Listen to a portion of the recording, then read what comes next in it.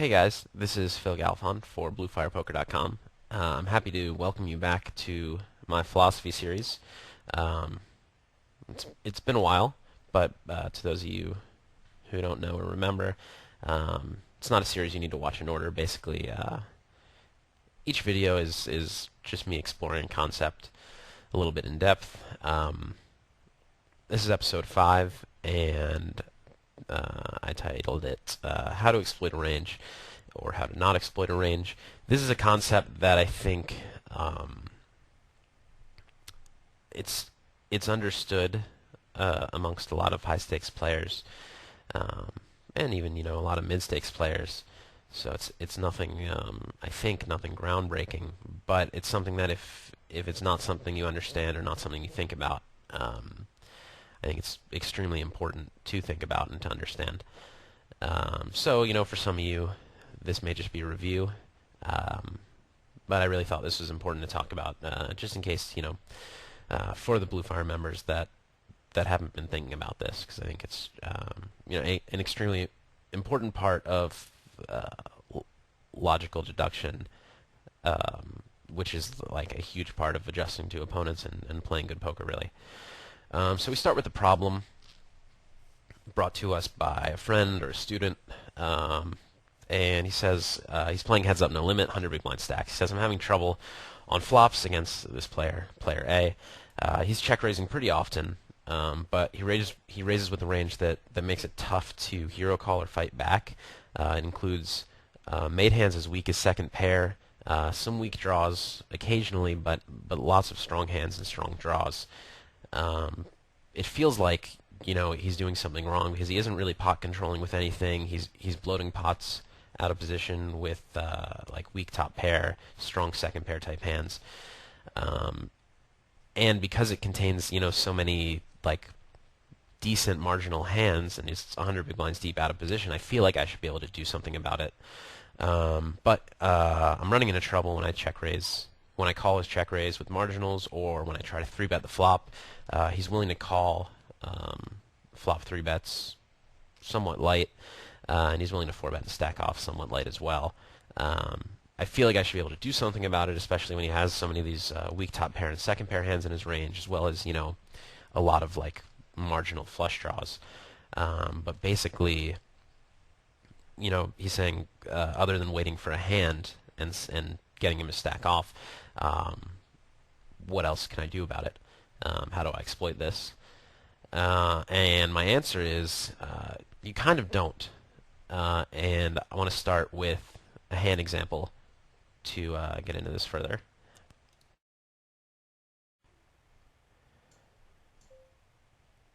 So here we are, heads up. We raise the button with 10-6 suited, and he calls. And we see a flop of queen 6-3, 2 spades. We decide to c-bet, and he check raises with the range we've been talking about. I want to talk, like, before looking at just this hand, 10-6 suited, like our friend or student mentioned, like he feels like he should be able to attack boards like this. So with a hand like, let's say we have, just like ace jack of diamonds or something like that, or let's take a worse hand, jack 10 of diamonds with some backdoor draws, or just really any hand.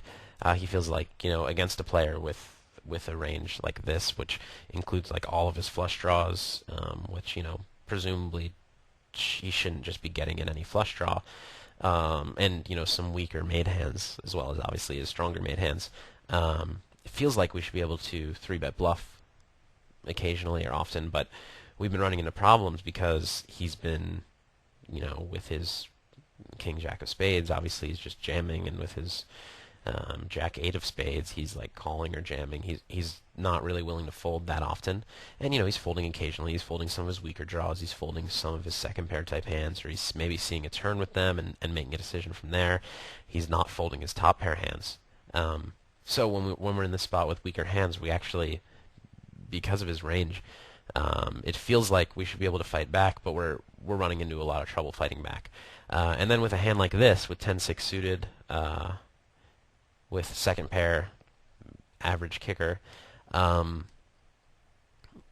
it feels like because he has so many draws in his range, basically almost all of his draws, um, and then he's check raising so frequently, it seems like we want to be able to fight back by at least calling and seeing a turn. But honestly, against his range, I think the best play is just to go ahead and fold right away.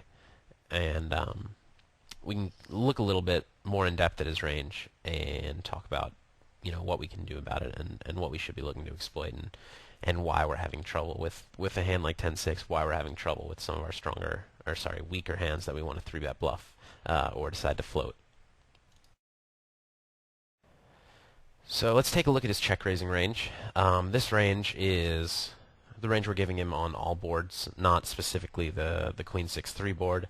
Actually, you'll notice that I have 2 pair here in his check raising range, and on Queen 6-3 he's not going to show up with any 2 pair hands in the big blind because he's not defending Queen 6 suited or 6-3 suited or Queen 3 suited. But essentially, obviously on certain boards he's going to be. It's not going to be possible for him to have flush draws on some. It's not going to be possible for him to have 2 pair like this on some. It's going to be very unlikely for him to have sets on some boards. But essentially,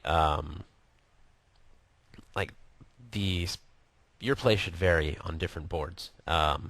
You shouldn't just be auto bet folding second pair on every board. But that's not very important to the theme of this video. So we're looking at his check raising range here, and I guess I'll get to what is more important in this video in a little bit. But it has all of his monsters, his strong made hands, which is top pair top kicker, top pair good kicker, then his medium strength made hands, top pair weak kicker, second pair overpair to the second card. All of his monster draws, we're giving him 75% of his regular draws, which is 8 to 9 out draws. I don't know why I called them regular draws. I guess just what I think of when I think of draws as a default. And then we'll give him half of his weak draws. So half the time he's actually going to float with some of his gutters, and the other half of the time he's going to check raise them, which is a good play when considering that the rest of his range is kind of like top heavy and strong. We take a look at our hand against that range, and you'll see that we're about 27%, a little less than 27%. In addition to that, we do have position, but we also have reverse implied odds.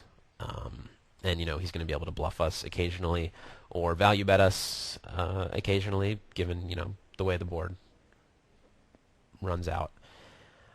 So I think honestly, against this range, it's pretty close spot, and we probably want to end up folding. It's not really that important. What's important is that when I tell you, you just fold this hand. You say, what can I do? It seems like I'm not really exploiting him. So here's his tendency. He check raises fairly often, and it's strongish and balanced. So what can we do about it? Well, we fold weak hands. And we pot control with some marginal hands, so maybe 10-6 suited we wanted to pot control and check back the flop. I think that depends a lot on his turn and river tendencies, and we're not going to get into, but it's definitely a viable option.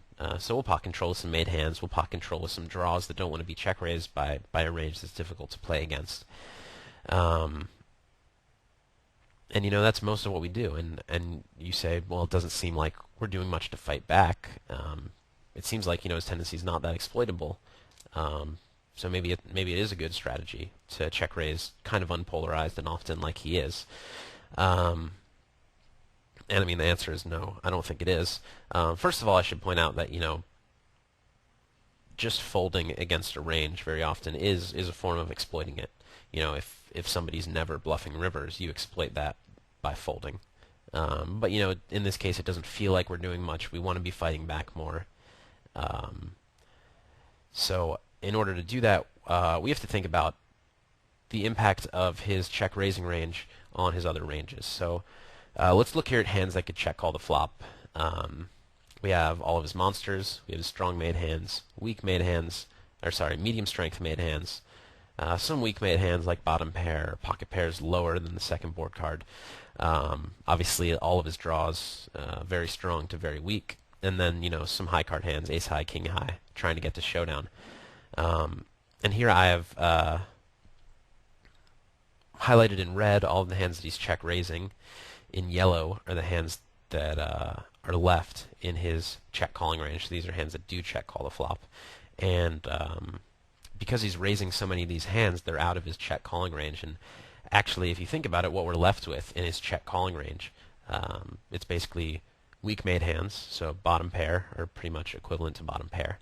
A quarter of his flush draws are open-enders, half of his gutters, and then all of his ace high and most of his king high type hands. All the king highs he doesn't fold. But he's